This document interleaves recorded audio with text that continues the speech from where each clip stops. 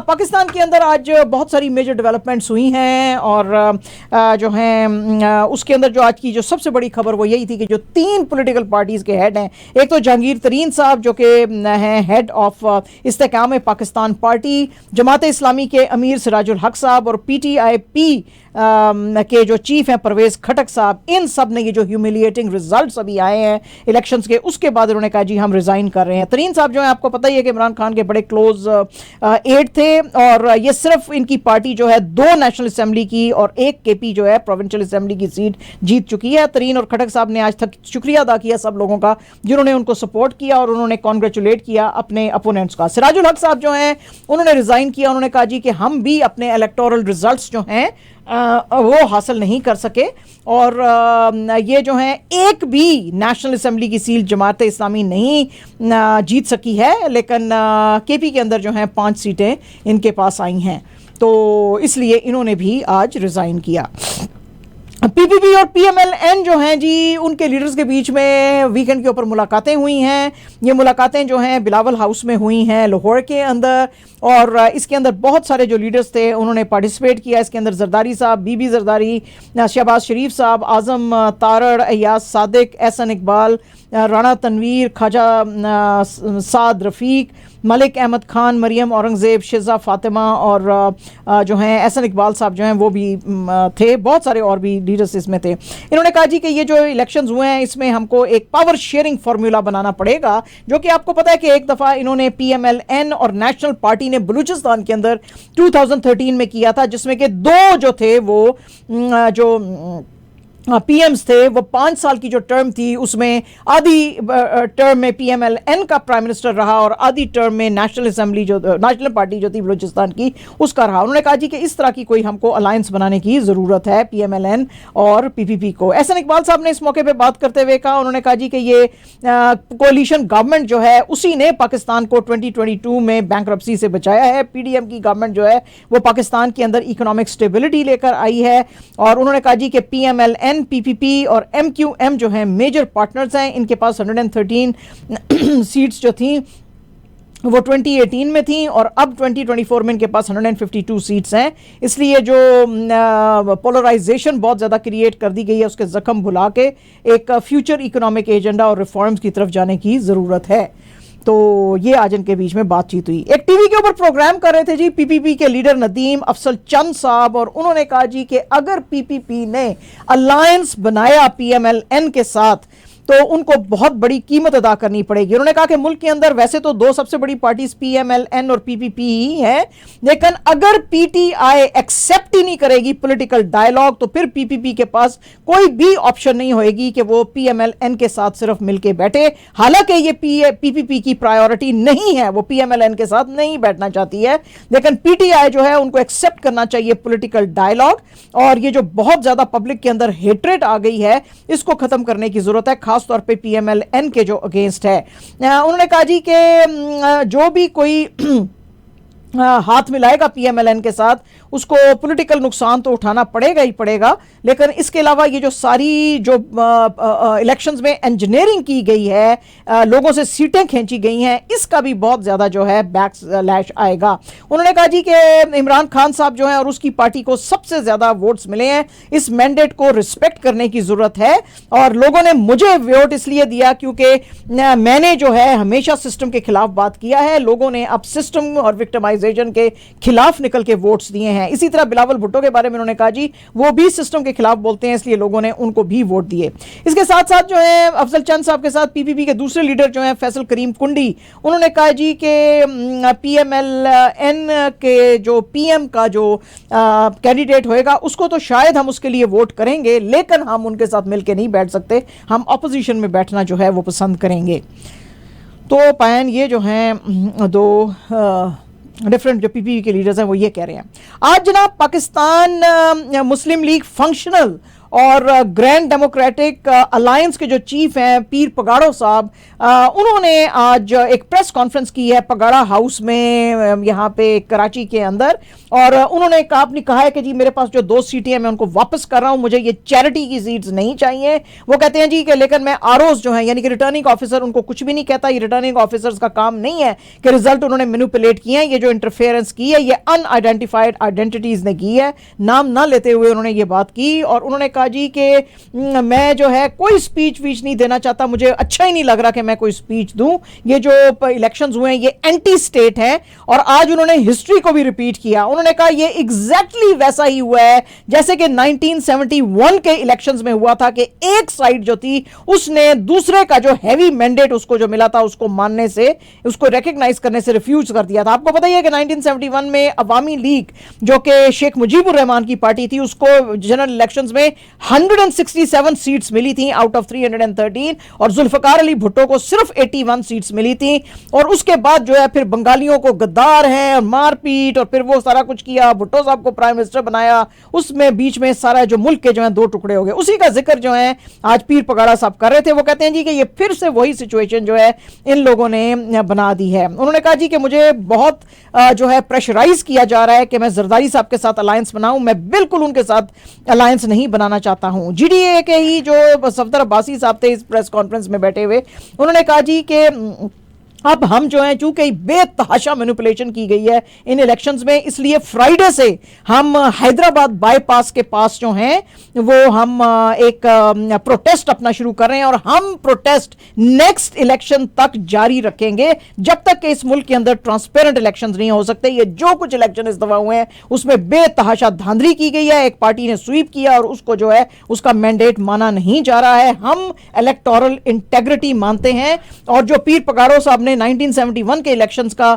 जिक्र किया था जिसमें कि जुल्फकार अली भुट्टो हारा था और मुजीबुर रहमान जीता था, उन्होंने कहा जी हम बिल्कुल ये एंडोर्स करते हैं इस बात को, और हम फिर से मुल्क के अंदर जो है वो ये हालात पैदा नहीं होने देना चाहते। तो आज जनाब बड़ी गर्मा गर्म पगाड़ा हाउस के अंदर जनाब ये प्रेस कॉन्फ्रेंस हुई, विच इज़ राइट। हमेशा हमें भी ये कहा गया ओ जी बंगाली बड़े गद्दार थे। गद्दार कैसे थे?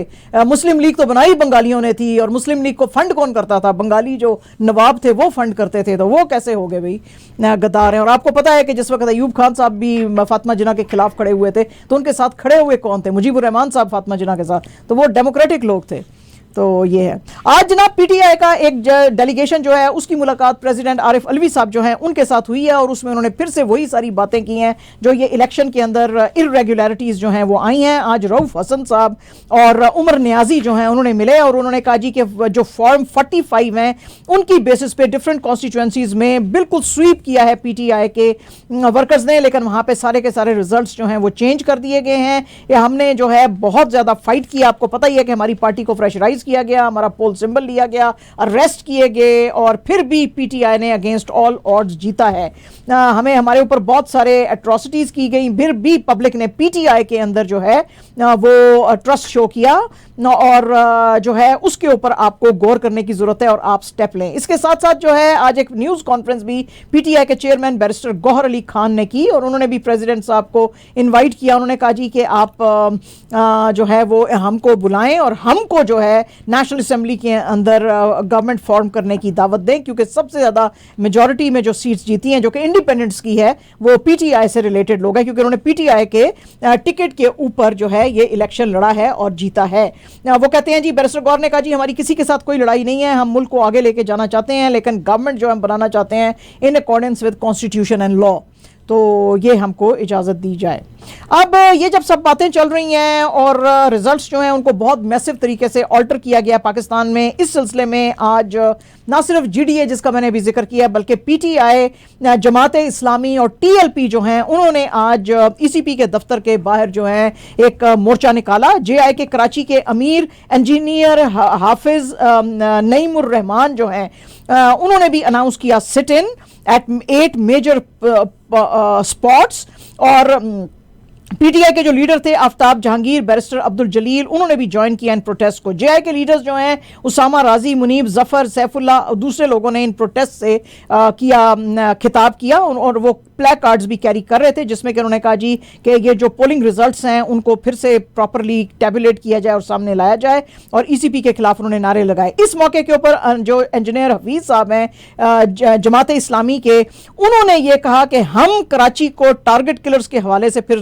हवाले नहीं कर सकते, हम यहाँ पे फिर से an era of blood and hate नहीं शुरू कर सकते। पीटीआई के लीडर्स जो थे वो भी इनके साथ शामिल हुए। उन्होंने कहा जी कि वोट जो है उसको चोरी किया गया है और ये मैंडेट हम चोरी नहीं करने देंगे, हम भी अपने प्रोटेस्ट जो हैं अब शुरू करेंगे और अपनी लीगल बैटल भी कंटिन्यू रखेंगे। टीएलपी के जो प्रोटेस्ट, टीएलपी ने भी कहा कि हम प्रोटेस्ट हम भी जारी रखेंगे क्योंकि ब्लेटेंट रिगिंग की गई है। इसमें एक बहुत अच्छा काम जो जमात इस्लामी के हाफिज नईमुर जो रहमान साहब ने किया, उन्होंने कहा जी कि PS 129 सिंध असेंबली की जो सीट थी उसके अंदर पहले जो पीटीआई का जो इंडिपेंडेंट कैंडिडेट था सैफ बारी, वो जो है जीत रहा था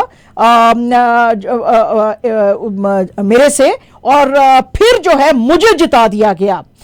वो जीत रहा था 26,296 वोट्स के साथ, लेकिन जिस वक्त फाइनल रिजल्ट आया तो उसमें सैफ बारी के 11,357 वोट्स दिखाए गए, और मुझे लगता है कि ये बहुत ज्यादा ब्लेटेंट रिगिंग है। एज अ रिजल्ट मैं अपनी सीट जो है फोरफीट कर रहा हूं PS 129 सिंध असेंबली की इन फेवर ऑफ पीटीआई के जो इंडिपेंडेंट कैंडिडेट हैं सैफ बारी। उन्होंने कहा जी कि वो जेन्युइनली विन किए हैं और मैं उनको मुबारकबाद देता हूं। उनके रिड्यूस किए गए थे जानबूझ के वोट्स जो कि बिल्कुल ठीक नहीं है, और मैं इस सीट के ऊपर बिल्कुल नहीं बैठूंगा, इसलिए मैं उनके हक में ये सीट जो है छोड़ रहा हूं।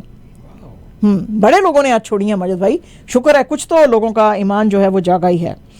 अच्छा जनाब, पीटीआई जो है उसने कहा है कि अब हम जो डिफरेंट जगहों में पंजाब के अंदर जो हैं वो कर सकते हैं, मोर्चे निकाल सकते हैं। इसके ऊपर आज बात करते हुए पंजाब के केयर टेकर चीफ मिनिस्टर जो हैं मोहसिन नकवी साहब, उन्होंने कहा जी कि हाँ मोर्चे निकालें, आपको पीसफुल प्रोटेस्ट करने का बिल्कुल हम इजाजत देंगे, लेकिन अगर आपने May 9 के राइट्स किए जो कि मुझे लग रहा है कि आप इस तरह की वायलेंस करेंगे तो उसकी इजाजत बिल्कुल नहीं दी जाएगी और आपके खिलाफ जो एक्शन लिया जाएगा। आज ये मीडिया के साथ लाहौर में बात कर रहे थे और उन्होंने कहा जी कि पीसफुल मोर्चा निकालने पे किसी को रोका नहीं जाता है, लेकिन जो अगर आपको रिजल्ट पसंद नहीं है जो आए हैं तो आप रिलेटेड फोरम्स जो है उनके साथ जाके बात करें, इस तरह के प्रोटेस्ट जो है वो ना निकालें। आपको बताइए कि सारी दुनिया कह रही है कि जो अनऑफिशियल रिजल्ट्स आए थे उसमें पीटीआई जो है उसने स्वीप किया था नेशनल असेंबली की 90 सीट्स के ऊपर और 116 seats in Punjab assembly. KP के अंदर तो उनको 2/3 मेजॉरिटी आई थी और उन्होंने 84 सीट्स आउट ऑफ 113 जो कंटेस्ट की गई थी वो जीती थी, और इसी तरह जो है वो सेंटर के अंदर भी, तो यानी कि नेशनल असेंबली की 90 और बाकी, तो इसलिए से उनको कहा जा रहा था कि वो अब जो है हुकूमत बना सकते हैं। लेकिन जाहिर है कि जैसे जैसे डिले आते होता गया रिजल्ट, तो उसके बाद जो रिजल्ट्स है उसमें उनको दिखाया गया कि उन्होंने क्लियर मेजॉरिटी नहीं ली है। तो उस सिलसिले में ये बात कर रहे थे आज मोहसिन साहब कि अगर आपको रिजल्ट अच्छे नहीं लग रहे तो आप यानी ECP के पास जाएं, हमारे पास ना आए।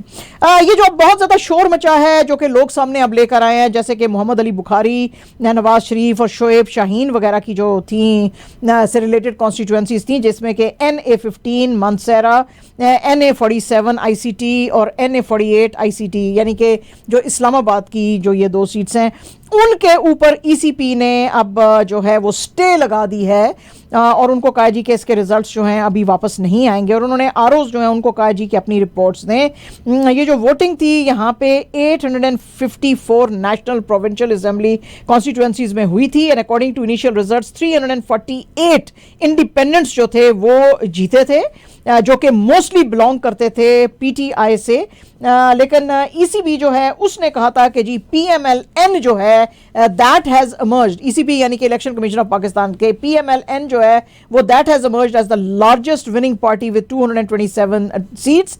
PPP के बारे में उन्होंने कहा कि उसने 160 सीट्स ली हैं, MQMP ने 45 सीट्स ली हैं, और जो नेशनल असेंबली के इंडिपेंडेंट्स हैं उन्होंने 101 सीट्स ली हैं, PMLN ने 75, PPP ने 54, MQMP ने 17, JUI ने 4, PMLQ ने 3, इस्तेकाम पाकिस्तान पार्टी और BNP ने 2 each and 1 each by Majlis Wahdat Muslimeen Pakistan, Pashtunkhwa national Awami party, BAP Pashtunkhwa Milli Awami party, national party, PMLN Zia, और जो इंडिपेंडेंट्स थे वो लीड कर रहे थे पंजाब और KP में, जहाँ पे उन्होंने 90 सीट्स जीती हैं आउट ऑफ 138। PPP जो है उसने सिंध में 84 सीट्स जीती और बलूचिस्तान में PPP और JUI ने 11 सीट्स ईच। लेकिन जाहिर है कि जो PTI है वो इसको मानने को तैयार नहीं है, और अब तो बाकी लोग भी इसको मान नहीं रहे हैं ना कि ये सब कुछ जो है बिल्कुल गलत हुआ। हिंदुस्तान के अंदर जी फिर से प्रोटेस्ट आ रहा है वापस फार्मर्स का। जो फार्मर्स हैं आज उन्होंने फिर से मोदी जी की गवर्नमेंट के खिलाफ जो हैं वो नारे लगाए, और ये पंजाब और हरियाणा से ज़्यादातर है, और ये अब दिल्ली में जो है कल से आना शुरू होंगे अंडर दिल्ली चलो प्रोटेस्ट। और ये आज देखा गया है कि अपने ट्रैक्टर, ट्रॉलर्स और गाड़ियां और बाइक्स और बसेस, उसके अंदर ज़रूरी सामान, अपने टेंट्स और बेड्स और वुड और खाने पीने की चीज़ें और दूसरे एसेंशियल आइटम्स जो थे वो रख के ये लेकर आ रहे हैं। वो कहते हैं जी कि ये जो हमारा PM मोदी ने प्रोटेस्ट ख़त्म करवाया था नवंबर 2022 में, और हमसे वादा किया था कि हमारी डिमांड्स मानेंगे, वो एक भी इन्होंने डिमांड नहीं मानी है, लिहाजा हम फिर से मोर्चा निकालने जा रहे हैं। ये सारे जो प्रोटेस्ट हैं ये शुरू हो रहे हैं पंजाब के अमृतसर से टू अंबाला, और फिर कुरुक्षेत्र में हरियाणा से, और ये हाईवे से होते हुए जो है ये दिल्ली में पहुंचेंगे। और अमृतसर से जो प्रोटेस्ट चला है वो उन्होंने पहले प्रेयर्स की अकाल तख्त जो है वहाँ पे गोल्डन टेम्पल में, और उसके बाद अमृतसर में, और उसके बाद से ये आ रहे हैं।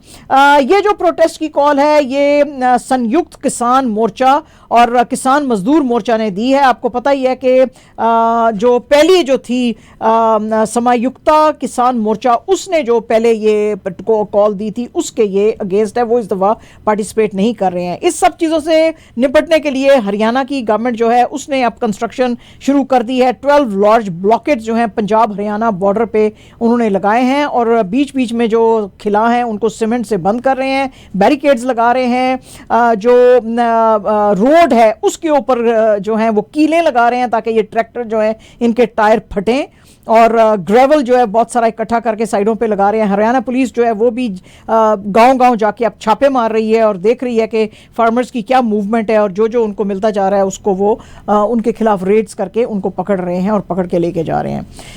तो ये फिर से जनाब किसानों का जो है सिलसिला हिंदुस्तान में शुरू हो गया है।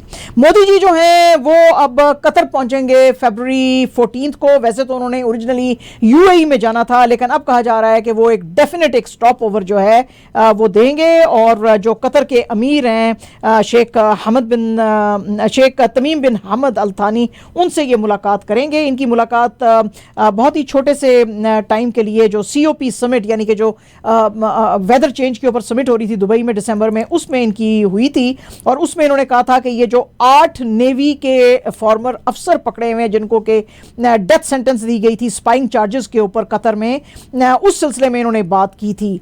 मोदी जी जो हैं वो जो यहाँ पे कतर का सरप्राइज विजिट कर रहे हैं उसके ऊपर बात करते हुए फॉरेन सेक्रेटरी विनय क्वात्रा ने कहा है कि जी PM साहब जो हैं वो ये सारी की सारी जो सिचुएशन थी इंडिया के फॉर्मर नेवी अफसरों की उनको मॉनिटर कर रहे थे, और वो हमेशा से इनिशिएटिव लेने को तैयार थे, इसीलिए वो हर किस्म के लीडर के साथ भी बात कर रहे थे। तो वो कतर को भी कह रहे थे, कतर की जो कोर्ट ऑफ फर्स्ट इंस्टेंस है उसने अक्टूबर 26 को लास्ट ईयर इनको सजाए मौत दी थी, उसी वक्त से मोदी जी इनके साथ बात कर रहे थे, और उनकी सारी ये बातचीत और जो उनका जो इन्फ्लुएंस है उसकी वजह से आज सारे के सारे 8 के 8 ये जो स्पाइंग में पकड़े हुए इंडियन नेवल अफसर थे उनको छोड़ दिया गया है, और उनमें से 7 जो हैं आज वो हिंदुस्तान पहुंचे हैं, और 8वां जो है उसके बारे में कहा जा रहा है वो भी जल्द आएगा। अलबत्ता कतर की गवर्नमेंट ने 8 को आज छोड़ दिया। ठीक है जी पहन, खुश हो। अच्छा माजिद भाई, आपने सुपर बोल देखा है वीकेंड पे? Yes, 100%. How could you miss it? कैसा लगा आपको? How could you miss it? Amazing, amazing. Every year is amazing, but this year, क्योंकि बहुत सारे सितारे आए because of the overtime.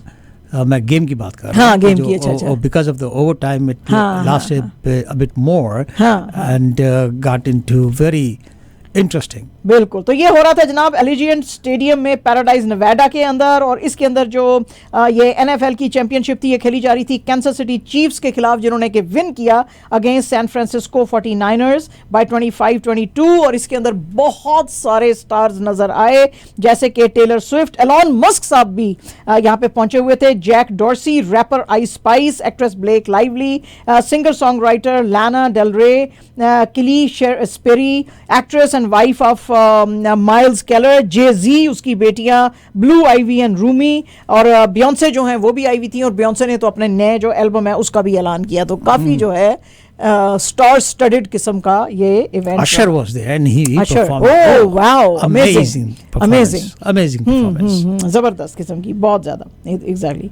अच्छा जनाब, कंगना रनावत साहिबा जो हैं उन्होंने आज अपनी इंस्टा स्टोरीज के ऊपर लिखा है कि वो एक दफा से फिर से जो है कोलैबोरेट कर रही हैं और माधवन के साथ। 2 फिल्में इन्होंने की हैं माधवन के साथ, तनु वेड्स मनु 2011 में, और फिर उसका जो सीक्वल आया था तनु वेड्स मनु रिटर्न्स 2015 में। उसके बाद उन्होंने कहा जी कि अब हम एक बहुत पैन इंडिया साइकोलॉजिकल थ्रिलर के ऊपर काम कर रहे हैं, और मैं बड़ी खुश हूं मैं इनके साथ फिर से काम करने लगी हूं। ये बड़ी ही स्टनिंग स्क्रिप्ट है और चेन्नई में इसकी फिल्मिंग शुरू हो गई है, और हमको आपकी सपोर्ट और ब्लेसिंग्स चाहिए ताकि हम इस तरह की बनाएं। ये फिल्म जो है एक दफ़ा फिर से विजय बना रहे हैं, बहुत ही ज़बरदस्त साउथ के डायरेक्टर हैं। माधवन ने भी बड़ी आज खुशी का इजहार किया, उसने कहा कि जिस वक्त मैं ये पावरफुल औरतें जो हैं कंगना रनावत या शालिनी इसकी तरह की औरतों के साथ काम करता हूँ तो it is my good Fortune कि ये इतनी स्ट्रॉन्ग औरतें हैं जिन्होंने कि बदलावा लाया है जो हमारी इंडस्ट्री में। ये क्लीशे किस्म की हीरोइंस नहीं है जो आती हैं बस एक आध गाना वाना गाया और गायब हो जाती हैं, बल्कि ये बड़ा सॉलिड काम करने वाली हैं। And I am absolutely in awe of Kangana Ranaut. ठीक है, खुश हो पाए? हाँ ठीक है जी। अच्छा जी, और जनाब मिथुन चक्रवर्ती दादा 73 इयर्स ओल्ड हॉस्पिटल में गए थे क्योंकि बहुत ज़्यादा बीमार हो गए थे, और इनको कोलकाता के प्राइवेट हॉस्पिटल में ले जाया गया था क्योंकि उन्होंने चेस्ट में पेन जो थी इनको हो रही थी, उसकी उन्होंने किया था। लेकिन आज उन्होंने कहा है कि आई एम एब्सोल्युटली फाइन, और मैं जितनी भी अपकमिंग फिल्म्स हैं उनके मैं शूटिंग रिज्यूम करने वाला हूं, और एक्चुअली मुझे हुआ कुछ नहीं था, सिर्फ मेरे जो बैड फूड हैबिट्स हैं उनकी वजह से मुझे ये चेस्ट का पेन आया था, और असल में कोई ऐसा सच प्रॉब्लम नहीं है। मैं अब जो है वर्कआउट शुरू करूंगा, और मे बी कल से ही मैं अब वर्कआउट शुरू कर दूंगा।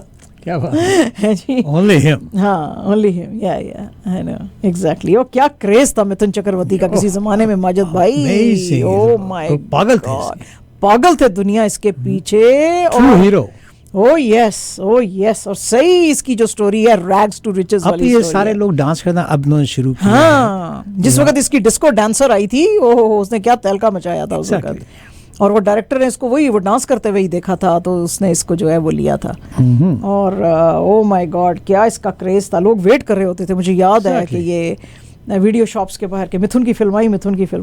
और जनाब पीसीबी ने आज रिवील किया है अपना एलीट लाइन ऑफ कमेंटेटर्स जो कि कमेंट्री करेंगे PSL 9 के अंदर। इसके अंदर होंगे Ian Bishop, Simon Doull, Dominic Cork, Michael Haysman, Mark Boucher, Pommie Mbangwa, Danny Morrison. इसके अलावा होंगे जी माइकल क्लार्क, आपको पता ही है कि वर्ल्ड कप विनिंग कैप्टन है, वो तो अपना डेब्यू करेंगे इसके साथ जो है वो कमेंट्री के साथ।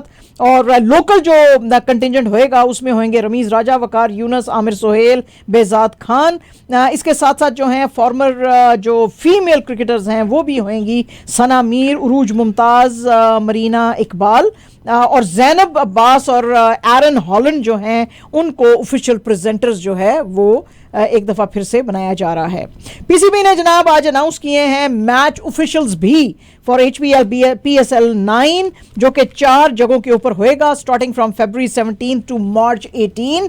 और इसके अंदर जो माइकल गो होंगे वो और अब्दुल जो हैं मुकीत, अलीम डार, तारिक रशीद, शोजाब रजा, राशिद रियाज, फैसल अफरीदी, रुचिरा पलिया गुरुगे, आसिफ याकूब, एलेक्स वॉर्फ, नासिर हुसैन, इमरान जावेद, मोहम्मद आसिफ। ये जो है गू जो है इन्होंने ऑफिशिएट किए हैं 34 मैचेस जब से PSL शुरू हुआ है। वार्फ ने 11, श्रीलंका के जो पली या गुरूक जो हैं उन्होंने 3 किया है। न्यूजीलैंड के गफानी जो हैं वो पहला मैच इस्तफाक करेंगे अपने डेब्यू के अंदर। मुल्तान सुल्तान्स और कराची किंग्स के बीच में जो मैच होएगा मुल्तान क्रिकेट स्टेडियम में ऑन February 18। इसके अलावा रोशन महनामा जो हैं वो अपने 9 सक्सेसिव ईयर में ऑफिशिएट करेंगे और वो लीड करेंगे अपनी 3 मैच रेफरी टीम जो है उसको, जिसके के अंदर हैं Ali Naqvi and Mohammad Javed. Opening match जो है वो होएगा डिफेंडिंग चैंपियंस लाहौर कलंदर्स और इस्लामाबाद यूनाइटेड के बीच में लाहौर में, जिसको कि ऑफिशिएट करेंगे अलीम डार और माइकल गू। और इसके अलावा जो हैं तारिक रशीद वो टीवी एम्पायर रहेंगे, शोजाब रजा जो हैं वो रिजर्व एम्पायर रहेंगे और मोहम्मद जावेद जो हैं वो मैच रेफरी रहेंगे। तो ये जनाब आज सारे इन्होंने ये भी अनाउंस किए हैं। एंड जनाब absolutely our last news is about Australia ICC under 19 world cup team, जिसने कि इंडिया को हरा के वर्ल्ड कप जो है चौथी दफ़ा जीता है। ये मैच हो रहा था साउथ अफ्रीका में, उन्होंने इंडिया को हराया 76 रन से। इंडिया जो है वो चेज कर रही थी 254 का जो उनको टारगेट दिया गया था, बहरहाल उनको बोल आउट कर दिया ऑस्ट्रेलिया ने 174 रन में। महली बियर्डम जो हैं वो प्लेयर ऑफ द मैच रहे, उन्होंने 3 विकेटें ली for 15 runs from 7 overs. India की तरफ से आदर्श सिंह जो हैं वो टॉप स्कोरर रहे विद 47 रन्स। इंडिया के राज लिम्बानी जो हैं उन्होंने 3 विकेट्स ली 33 के ऊपर। और ऑस्ट्रेलिया जो है अब ऑस्ट्रेलिया अंडर 19, ये अंडर 19 टीम है। Australia under 19 world cup title चौथी दफ़ा जैसे मैंने आपको बताया वो जीता है। इंडिया जो है इस टाइटल को 5 बार जीत चुका है। तो अब ये भी कोशिश करेंगे एक पाकिस्तान कहता नहीं यार अंडर 19 वगैरह। हाँ ये नहीं हम खेलते नहीं, लड़कों ने बड़ी अच्छी परफॉर्मेंस दी थी लेकिन बस ये फाइनल तक नहीं पहुंच सके। बड़ा अच्छा खेली थी पाकिस्तान की अंडर 19 की team, they played very well. You're talking like जितने भी ये टोरंटो के प्रोफेशनल्स हैं ना, हाँ, जैसे ब्लू जेज हो गई, हाँ, रैप्टर्स हो गई, ये प्रोफेशनल है, जीते तो कभी नहीं है। ओ सुनो तो मेरी गलती सुन ले, है ना, नीले जय हो गए या पत्ते हो गए, हाँ, मेपल लीव्स हो गए, हाँ, या आपके सूखे पत्ते का रैप्टर्स हो गए। ये पहले से बता देते कि this year we gonna play 500 means के आधे हारेंगे आधे जीतेंगे। ओ यार तो मैं पैसे क्यों खर्च करूं तुम्हारे पे, मैं क्यों देखूं तुमको मैं, हाँ, या ये कि वो जो है और they played very well, I said what's the score, they lost, oh forget it, they didn't play well, you play well when you win. Yes. Yeah. Doesn't matter you went to finals. अगर आप नहीं जीते हैं तो you didn't play well. Yeah. So that means that the other team who won played well and they won. तो आप जैसे कह रही है ना कि पाकिस्तान की क्रिकेट टीम जो है नहीं अपने ग्रुप के उन्होंने सारे मैचेस जीते थे लेकिन फिर वो सेमीफाइनल में हारे और फिर उसके बाद सेमीफाइनल में क्या हुआ? नहीं जीत सके। खुशामद। Bottom line is you win. You win, you played well. If you didn't win, doesn't matter, you went to finals. You didn't win, you didn't play well. पहले अच्छा खेला होगा आपने, पूरे मैचेस जीत गए, अपने क्वार्टर फाइनल भी जीत गए, सेमीफाइनल में क्या हुआ? जीत नहीं पाए। ये तो वही बात है जो आमिर ने की है, वो जो खीर में उस दिन लाई थी, हैं जी, उसने कहा कि ये खीर बुरी नहीं है। हाँ बुरी नहीं है, ये बुरी नहीं है, बुरी अच्छी भी नहीं है, लेकिन उसने ये नहीं कहा। तो इसी तरह हम भी कह रहे हैं जीत नहीं पाए। नहीं हम ये नहीं कह रहे हार गए, बुरी नहीं है। तो आपने बनाई थी खीर, हाँ, तो आप क्या समझी? मैं समझी कि वो आप सब लोग के वो बहुत अच्छी बनी हुई है। हाँ, मगर अगर किसी एक शख्स ने कहा कि ये बुरी नहीं है तो इसका मतलब आप the cook, how did you feel कि यार बुरी नहीं है का मतलब है कितनी भी बुरी नहीं है मतलब ये खाई जा सकती है, अच्छी नहीं है। नहीं पर ठीक ही है।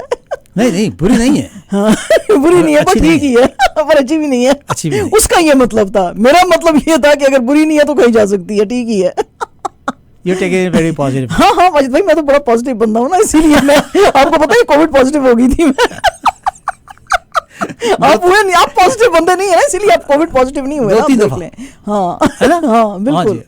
हाँ दूसरी दफा तो हमने परवाह ही नहीं की। हाँ अब तो पॉजिटिव वो नेगेटिव वो हम हाँ, नहीं गया। परवाह नहीं की हमने कहा हमने टीके इतने बेशुमार पाकिस्तान की लगवाए दवाई हैं। खा लो बस। हाँ हो बस पाकिस्तान की दवाई खाई और एकदम सही हो गया। एकदम सही मजे से जरासीम वाकई। कहाँ गए पता ही नहीं लगा। पता ही नहीं जरासीम चला। भी खुद कह रहा था कि वो खुदा दा वास्ता है की गल। और ये पाकिस्तानी के पेट में किधर भेज दिया हमें। ये थी हमारी आज की न्यूज़ एंड बकिया की न्यूज़ इंशाअल्लाह ताला बशर्ते ज़िंदगी कल फिर हम आपकी खिदमत में हाजिर होंगे।